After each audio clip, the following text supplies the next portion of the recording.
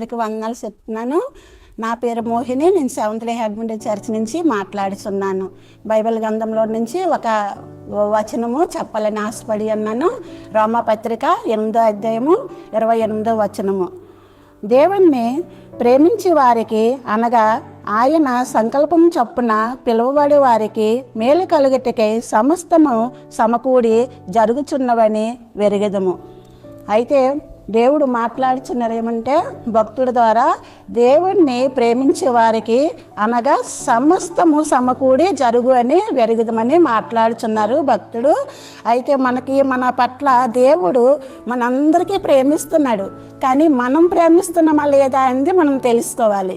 అయితే దేవుడు ఏమని మాట్లాడుచున్నారంటే, సంకల్పం చొప్పున దేవుడు పిలిచే వారికి సమస్తము సమకూడి జరిగినని చెప్పుచున్నారు.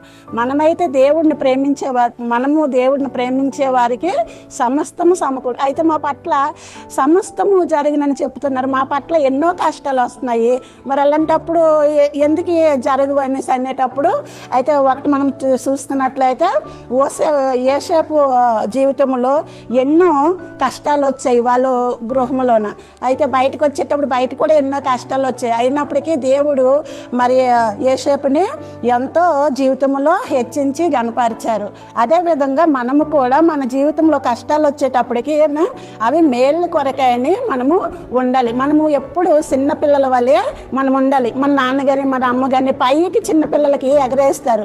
వాళ్ళు పడిపోతామని వాళ్ళకి ఏమి భయము ఉండదు, ఎందుకంటే కింద మన అమ్మ మన నాన్న ఉన్నారనేసి వాళ్ళకి భయం ఉండదు. అదేవిధంగా మనకు వచ్చే కష్టాలు మన దేవుడి పైన ఉంచి మా దేవుడు ఉన్నాడు, మా దేవుడు మాకు సహాయం చేస్తాడని మనము ఆయన చిత్తానికి లోబడి దేవుడికి ఎల్లప్పుడూ మనము మారేలాగా దేవుడు పట్ల ఉండేలాగా మనము ఉన్నట్లయితే దేవుడు మనకి ప్రతి ఒక్కటి సహాయం చేస్తాడని నా ఒక్క ఉద్దేశం. యేసుక్రీస్తు నామమున అడిగి వేడుకోండి.